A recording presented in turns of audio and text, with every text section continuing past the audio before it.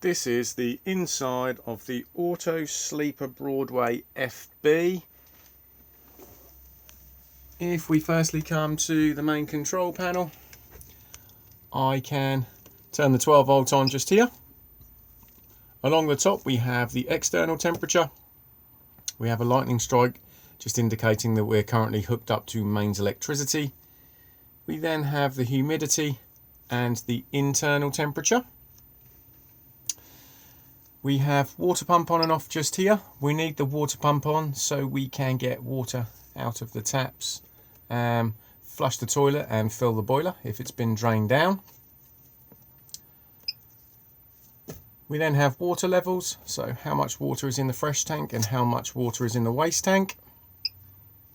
And then we have power levels just here, so condition of leisure battery, condition of vehicle, how many amps we're either using or we have coming into the motorhome, the mains current and solar current just there.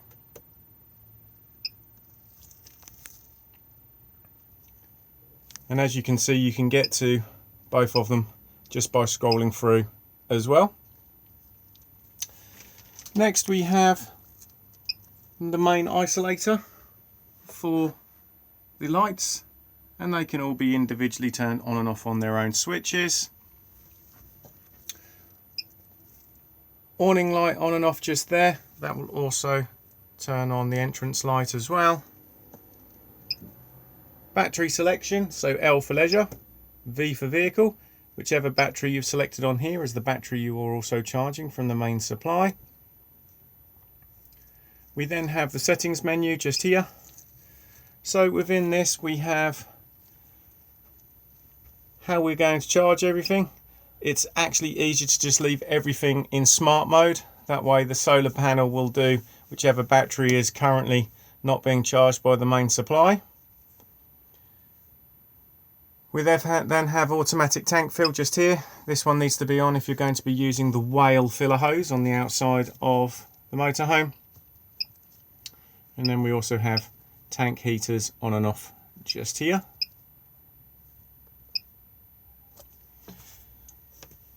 Lights that will come on when we turn the main control panel on. You'll see they're all off at the moment, but these can be altered to personal preference. Key beeps on and off, water level alarms for the fresh and the waste tank on and off, the brightness of the backlight and how quickly it times out. Set the date and the time, and then we end up back at the beginning again. Next we have the control panel for the Truma heating and hot water system. You'll see at the moment that it's just currently displaying the time, and again it's just letting us know that we're hooked up to main supply with this little picture of the 2-pin plug. If I now press the button, we'll get a series of icons, and as I rotate you will see they will begin to flash. So if we start with the first icon, this one here is for your heating. So if I now click on that, heating is off, and all we do is we just rotate and select whatever temperature we would like it to be inside the motorhome. Once we've decided, just click to store it in, and you'll now see a little flame has appeared above. That little flame there just represents the heating system, and it's just letting you know that you've set a parameter. Whenever the heating is in operation, the flame will begin to flash, and it will continue to flash until it's achieved the temperature that you have asked.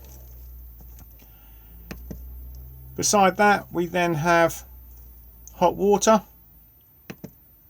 Again, it's off at the moment. If I now rotate, we can heat hot water in eco mode, which will give us a temperature of about 40 degrees. We can heat in hot, which will give us a temperature of about 60 degrees.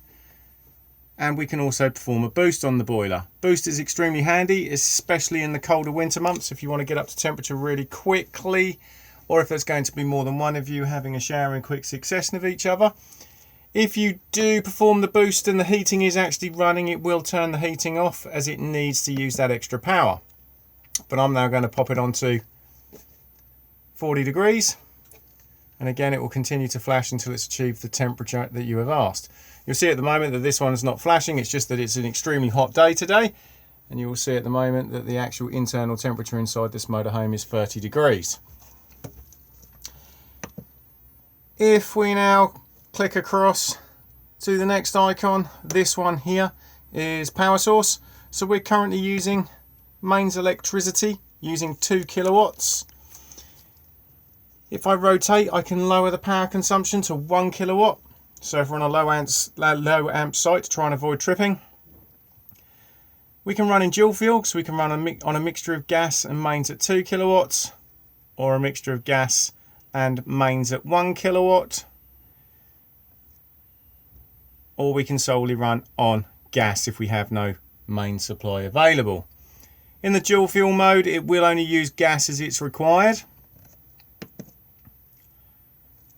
Circulation fan next for the heating system, so we can either run the fan in eco or high, and if we turn off both hot water and the heating and return to it, we can also use it to vent.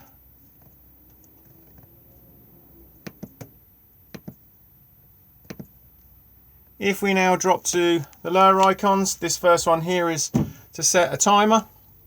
So if I now click on that, you'll see we can set a start time and then an end time, and then we just select what we would like on within that time period.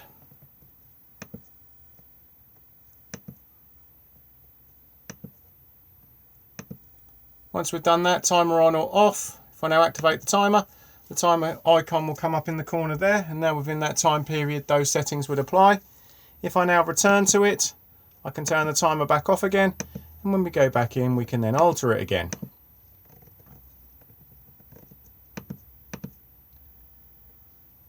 Next we just have clock set just there, and then lastly we have the settings menu. So within the settings menu we have offset for the thermostat, which is just there. If you don't think it's quite correct, you can just slightly adjust it. Temperature, just if you prefer it displayed in Celsius or Fahrenheit. Brightness of the screen. 12 or 24 hour clock. Language. Index, more for the technicians, it just lets them know what software it's running. And then lastly, full factory reset.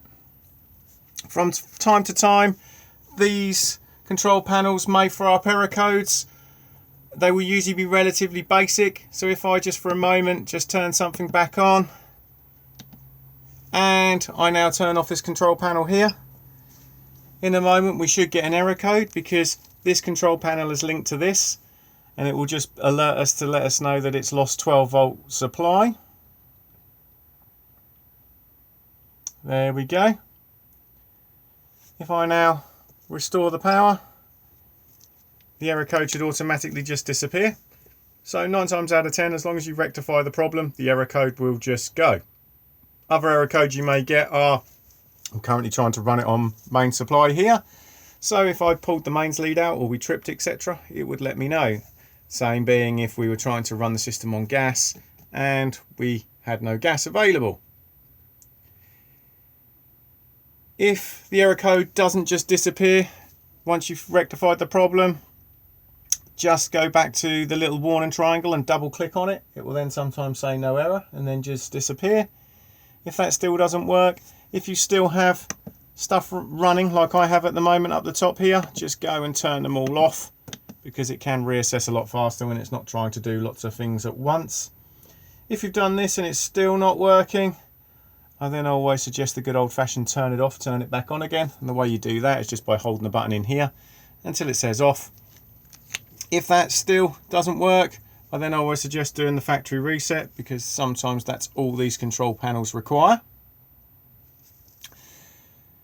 This particular Truma system can also be controlled via the Truma app. If you are going to use this, you need to download the app onto your device. Make sure your Bluetooth is turned on and then launch it, and it will then tell you to go to the iNet box, which is located in the overhead locker just here. It will ask you to push the Bluetooth button just here, and it will then send the signal out, and you will then begin to connect up to the app. Once you're connected, you will then be able to control your heating and your hot water system locally via Bluetooth. What you can also do is purchase a pay-as-you-go SIM card, pop it in where my finger is, just here, register this through the app, and then you'll be able to control your heating and your hot water from much further afield.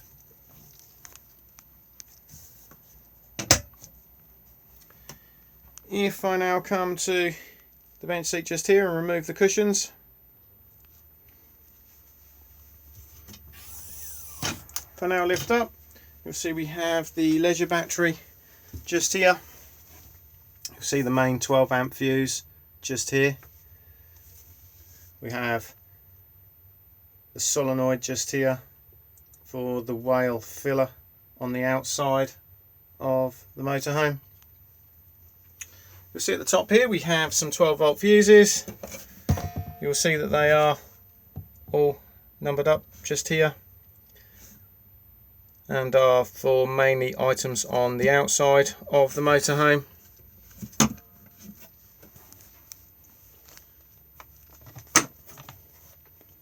We then have the consumer unit just here. So we have the trip switches just here. So we have the 3 individual MCBs, the main RCD and the test button just there. And then we have the 12 volt fuses just there. Again, they are numbered up. And like the MCBs and the RCD just there, they're all in the Auto Sleeper handbook. Isolator switches just here for components that use main supply. So the amber one there is for the heating and hot water system. So if I turn that one off there and I'm running the Truma control panel on mains, it will error code. And the green one is for the battery charger. Again, if I turn that off, we will not be able to charge the batteries up whilst we're hooked up to main supply. This one just here will illuminate if we have reverse polarity connected to the motorhome. This can sometimes be found on some continental sites.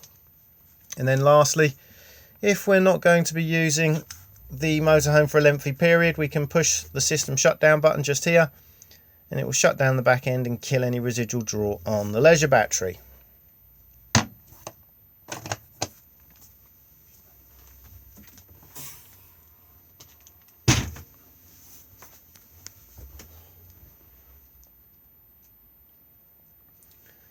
Underneath the other bench seat you will find storage, and you will also find a safe as well.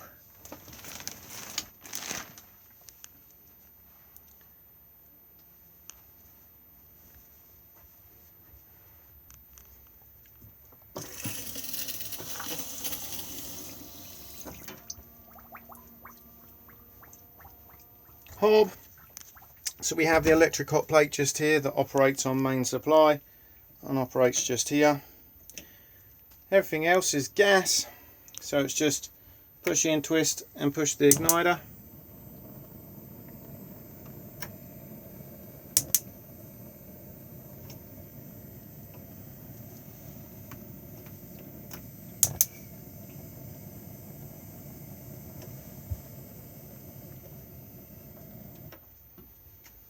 Then if we drop down, we have the grill.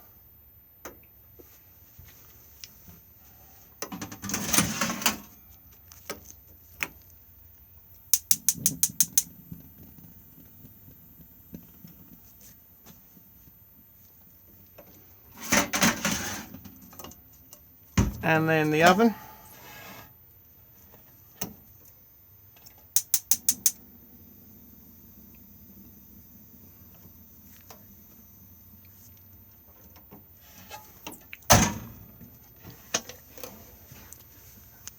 Storage beneath the oven.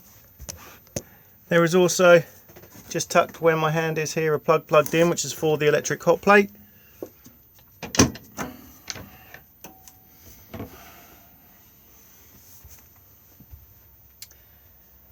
Extractor fan just here, so we have 2 fan speeds and 2 light levels as well. Freestanding table just here. And then we have the microwave just here. The isolator switch for it is just here. So this particular microwave does not require a plate.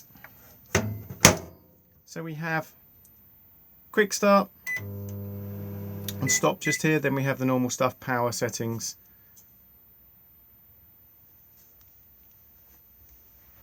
Thetford fridge freezer just here, on and off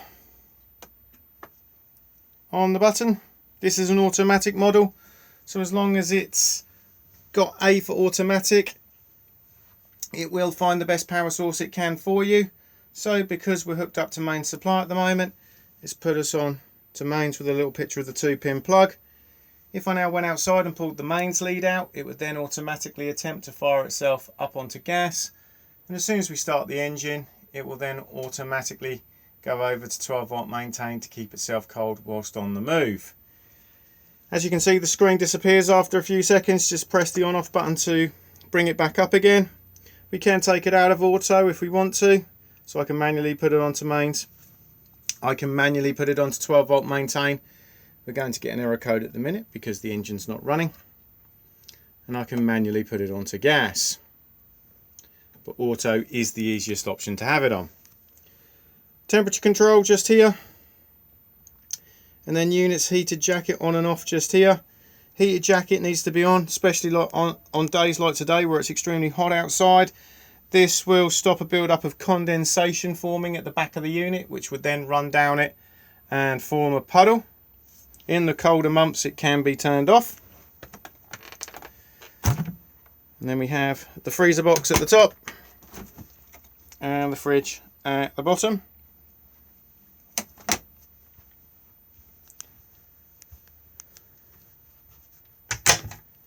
In the wardrobe we have the smaller table and the table pole as well, which can drop into the hole just here.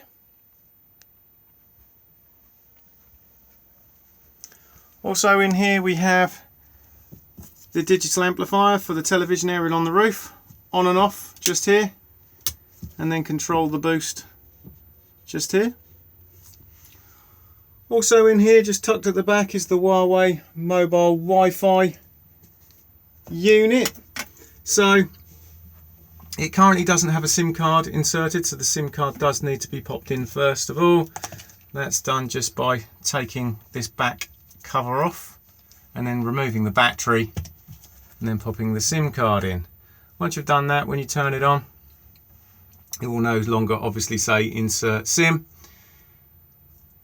You can then pop in the Wi-Fi number into whatever device you're searching the Wi-Fi for, connect up to it, pay the subscription, and then have mobile Wi-Fi within the motorhome.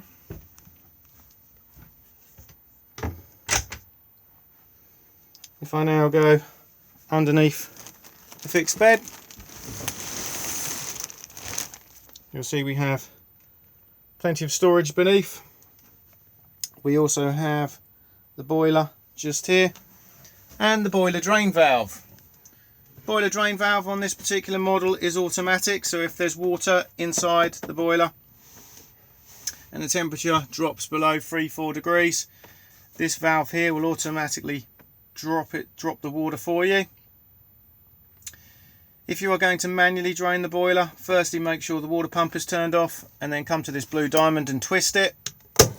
When you twist it, a blue button will pop out at the base of the unit just down here. To reclose it again, twist back, push the button in, fill up the fresh water tank, turn the water pump on, and it will then begin to reprime the boiler up. If it auto drains, all that happen is the blue button will just pop out, and all you need to do to reset it is just push it back in. If it will not stay in, it's just too cold within the motorhome, and you'll need to turn the heating on to generate some heat to allow it to reset. The only time we're touching the blue diamond is when we're manually draining the system down. Also located in here is a few gas isolation taps.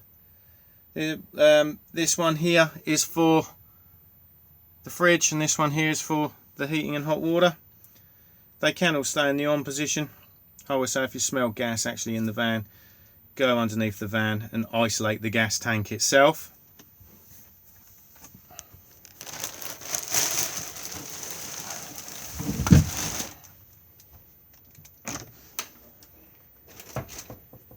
We then have the washroom, so we have the shower cubicle at the back just here. Light up here. When you turn the light on, it will also activate the extractor fan. Do make sure that the shower screen is clipped for travel. Fit for toilet just here. So to open to the cassette, just slide the grey lever across. Push to flush just here. Level indicator just here, so this will rotate round to red when the cassette needs emptying. Do make sure that you've closed back up again. If this has been left open and you try to remove the cassette from the outside, it will not come out. So if you do feel resistance, just make sure that nobody's left this open. We then have the basin.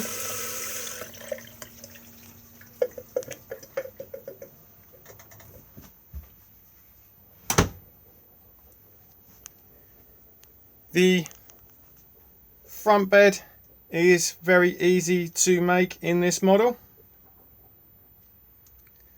So if I just slightly lift up and pull out and do exactly the same again on the other side, like so, and then it's just a matter of dropping the cushions in.